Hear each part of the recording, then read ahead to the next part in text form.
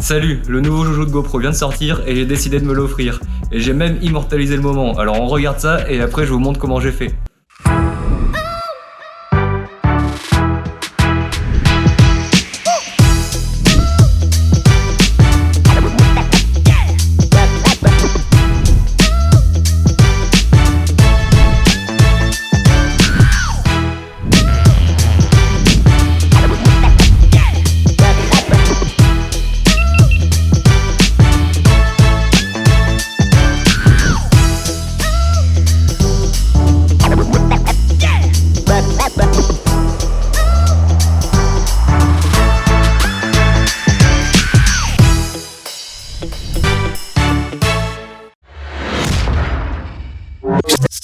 Alors pour cette vidéo, je me suis lancé un petit défi. Je voulais le faire chez moi.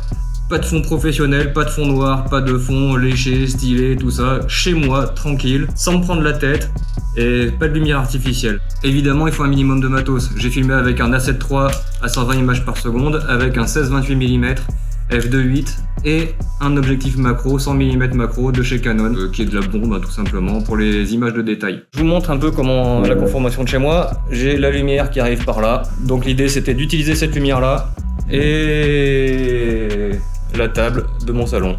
En fait mon salon et voilà, tout le décor. En fait l'idée c'est qu'on peut faire quand même des petits montages et des petites vidéos assez cool sans avoir beaucoup de matos. Une lumière du jour, ça suffit. Après on monte dans les ISO quand il y a besoin bien sûr. Mais voilà, l'idée c'est de faire vraiment quelque chose de simple.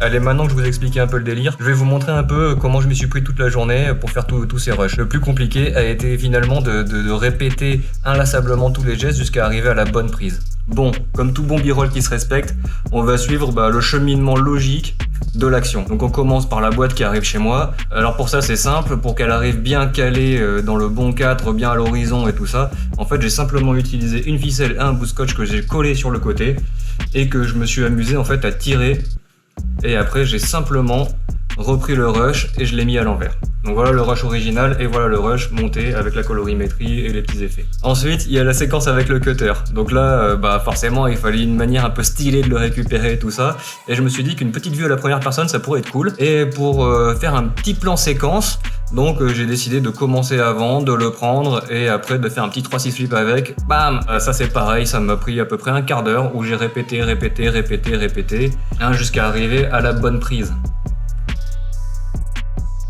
Celle-là, bam, paf.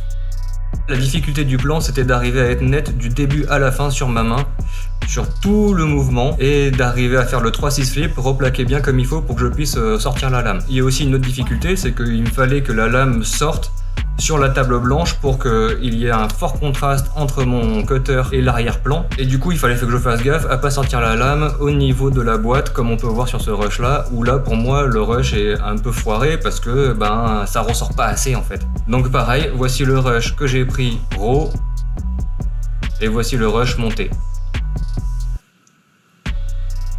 Pour pouvoir ouvrir la boîte avec le cutter, mon idée c'était de le faire directement. Même si après dans le plan que j'ai pris, en fait j'avais déjà fait la trace. Il fallait bien que ma boîte elle tienne sur la table. Donc pour ça, 2 morceaux de scotch que j'ai replié pour faire du scotch double face et ça marchait très bien. Ensuite naturellement on va découper le carton. La difficulté de ce mouvement là a été de synchroniser ma main gauche qui tenait la caméra et ma main droite avec le cutter et d'arriver au même endroit avec un plan net sur le cutter.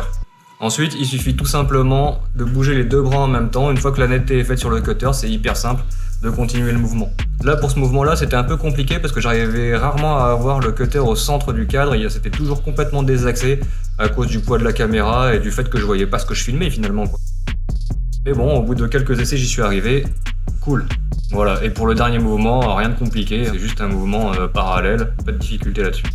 Donc voici le mouvement RAW. Et le mouvement monté avec des petits cuts pour aller avec la musique. Donc là il y a l'ouverture de la boîte, rien de compliqué, Il me fallait juste un petit mouvement de transition avant, donc je le fais sur la table pour arriver après sur la boîte que j'ouvre. Donc pareil, on suit le mouvement de l'ouverture pour être bien dynamique. Bon, je l'ai fait quelques fois, mais la première fois aurait suffi en vrai, je pense. Donc voilà les 2 mouvements consécutifs, le RAW et le monté. Là, il fallait pas que je me loupe, hein, parce que la languette, je pouvais la tirer qu'une seule fois, quoi.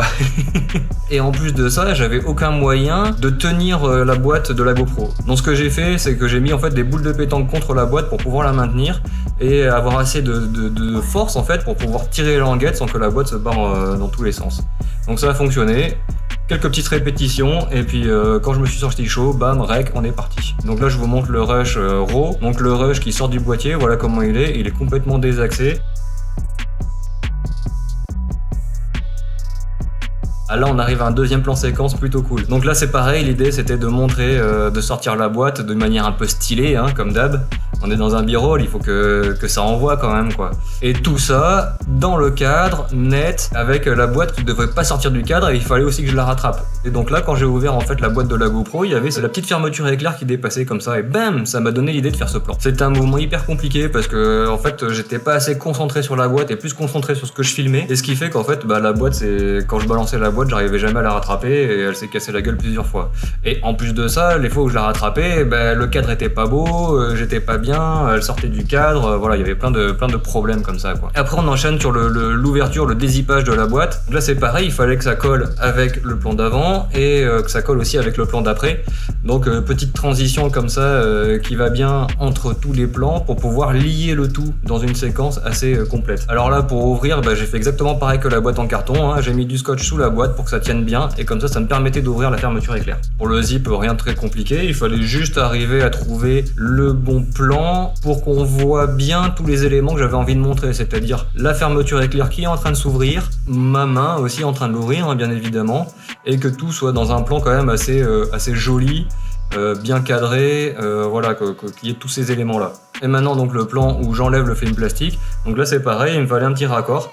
Donc ce que j'ai fait, c'est que j'ai pris la table en début, sur un mouvement qui allait vers le haut, arrivé avec un beau plan quasi parallèle pour qu'on voit bien le plastique, même si moi je trouve qu'on le voit pas très bien, mais on comprend quand même ce qui se passe et je pense que c'est le principal. Le plan est joli, ça passe. Il n'y a rien de difficile là-dedans, hein. Moi je l'ai répété plein de fois, j'ai dû recoller la languette plein de fois et tout ça, mais ça va, c'est pas très compliqué. Donc voilà l'enchaînement des trois plans ensemble.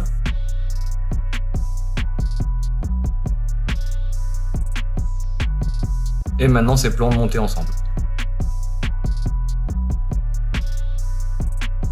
Là, on arrive sur une double séquence où la GoPro arrive face à la caméra, un où je le jette en l'air, elle passe devant la caméra et elle repart, et l'autre où je la fais glisser sur la table. Donc en fait pour faire ce plan, c'était pas très compliqué, mais c'était quand même un peu chaud parce qu'il fallait pas que je me loupe sur la GoPro. Mais en gros, j'ai fait le plan, j'ai fait une plongée, j'ai fait ma netteté. Je me suis mis un petit repère avec ma main pour bien voir où était ma netteté et après je me suis amusé à jeter. Et j'ai sélectionné, j'ai eu à la fin à peu près 3 plans qui étaient cool, j'en ai sélectionné un. Pour le plan d'après, j'ai commencé à me dire qu'il fallait que je fasse peut-être avec le scotch et le bout de ficelle et tout comme j'avais fait pour le carton, hein. Mais je me suis dit vas-y, je me la tente pour de vrai, je le sens bien, quoi. Et en fait j'ai bien fait parce qu'au bout de la 3e fois j'ai réussi. Donc ça c'est cool. Là vous voyez, il y a le petit stylo, c'est mon repère de netteté pour savoir où il faut que je m'arrête exactement. Là j'ai le plan où j'allume ma caméra et après je le montre, je le fais tourner avec ma main. Rien de compliqué, je l'ai fait en une prise, hein, bien sûr. Donc voilà l'enchaînement de mes plans.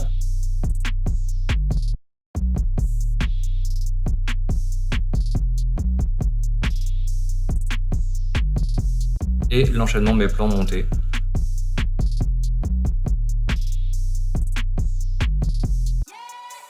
Donc là je vous mets le dernier plan pour voir comment ça s'articule avec mes gros plans. Vous voyez qu'il y a une transition dans le mouvement qui permet de dynamiser, de rentrer dans le plan macro assez facilement, je trouve. Donc après pour les plans macro, en fait on se fait toute la séquence d'un coup parce que c'est plus ou moins la même chose tout le temps.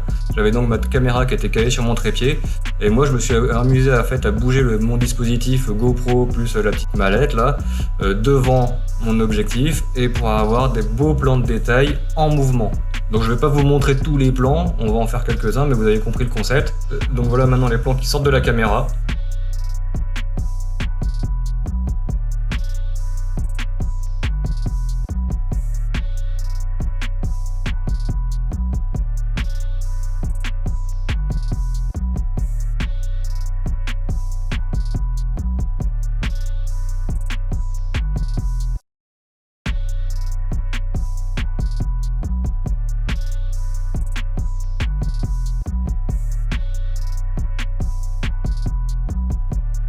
Et maintenant les plans montés.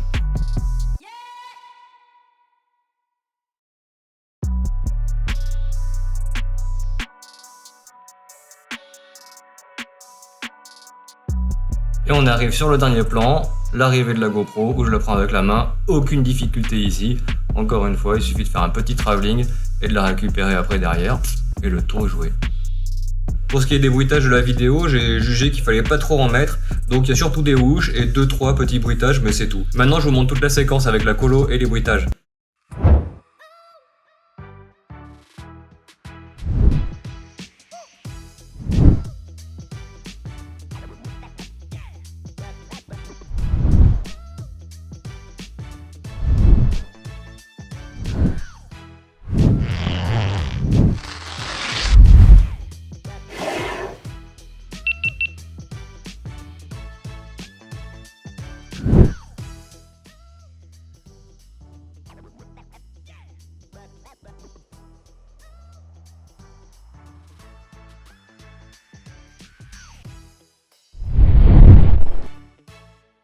Et voilà, on arrive à la fin de cette vidéo et j'espère que t'as trouvé ça cool, que ça t'a plu, et puis comme d'hab, hein, tu connais la chanson, essaie de lâcher un commentaire, moi ça peut me motiver et en plus bah, c'est bon pour l'algorithme de YouTube, tu connais la chanson, et puis si je vois que ça plaît, bah, je continuerai des petites vidéos comme ça. Allez, bye!